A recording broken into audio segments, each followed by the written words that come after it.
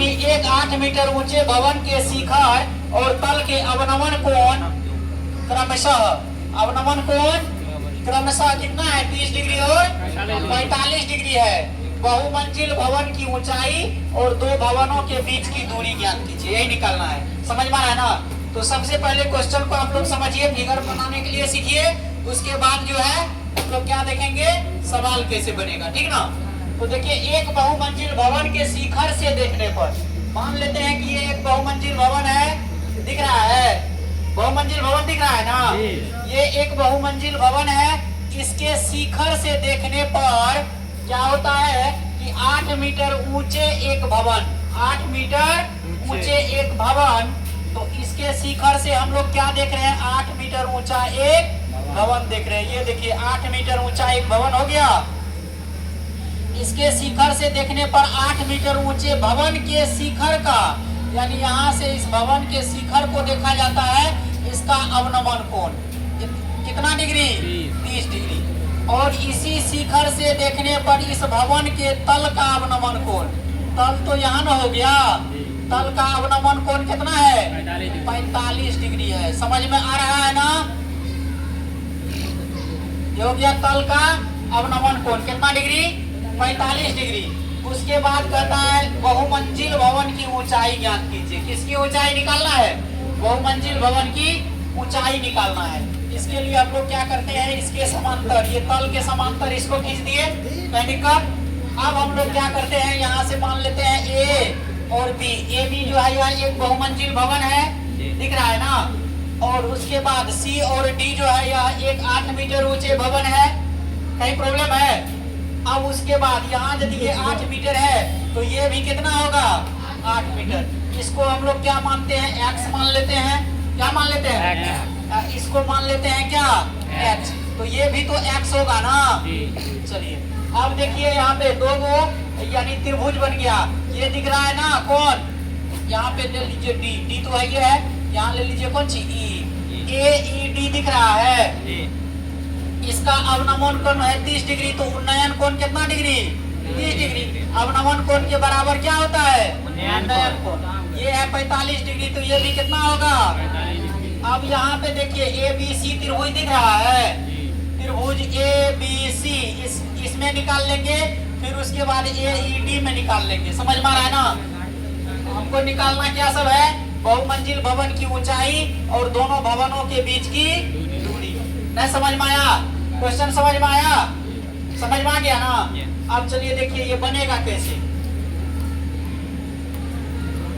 हल माना कि ए बी एक बहुमंजिल कौन चीज है? भवन है। एक बहुमंजिल भवन है जिसके शिखर से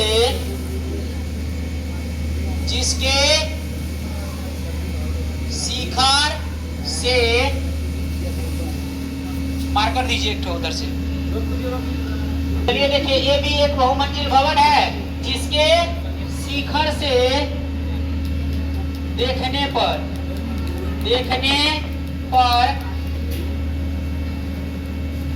सीडी बराबर 8 मीटर ऊंचे भवन के शिखर का अवनमन कोण कितना डिग्री है? 30 डिग्री तथा तल का अवनमन कोण कितना डिग्री है? 45 डिग्री। नहीं समझ में आ रहा है आप लोगों को?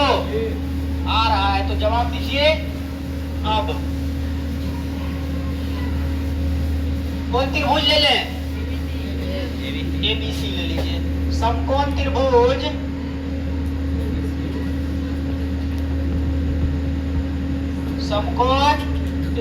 ABC में क्या होगा?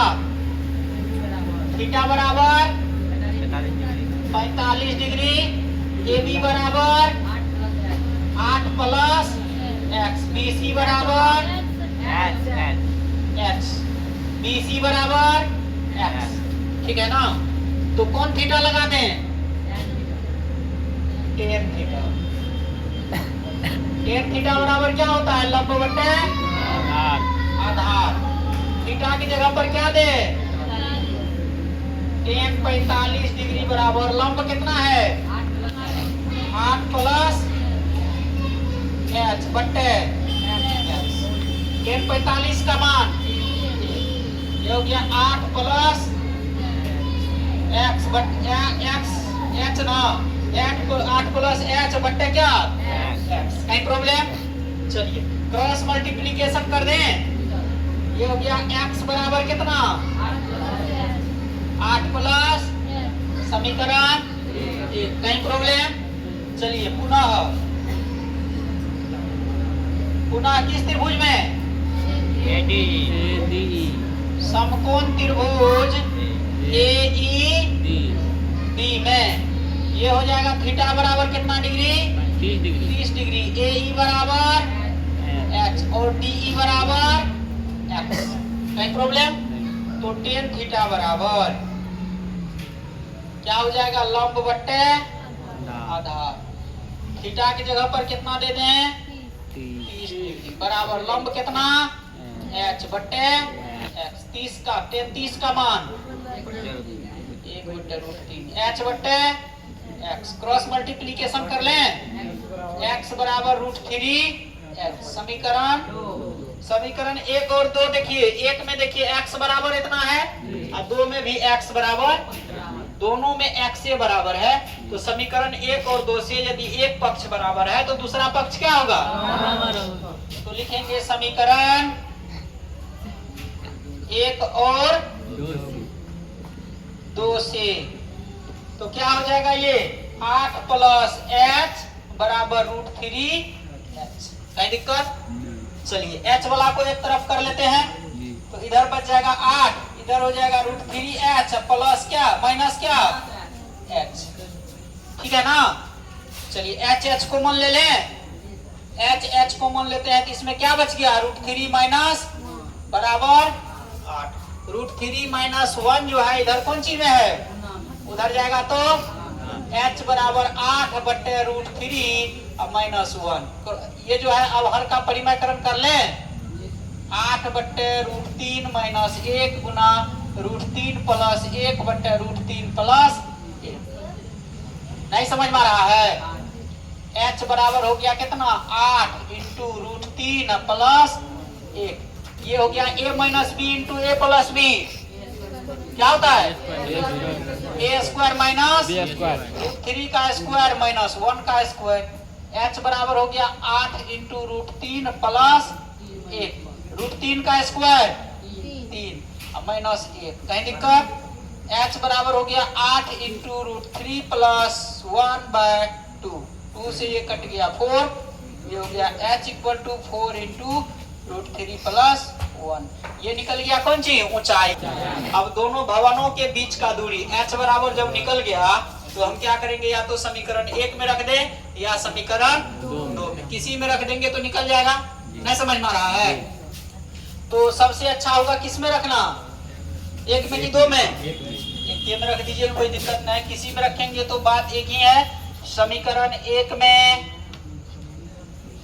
h बराबर कितना निकला था? 4 इंटू √3 प्लस 1 मान रखने पर। ये हो गया समीकरण 1। x बराबर 8 प्लस h है तो h की जगह पर दे देते हैं 4 इंटू √3 प्लस 1। कहीं प्रॉब्लम? किसी को भी नहीं है।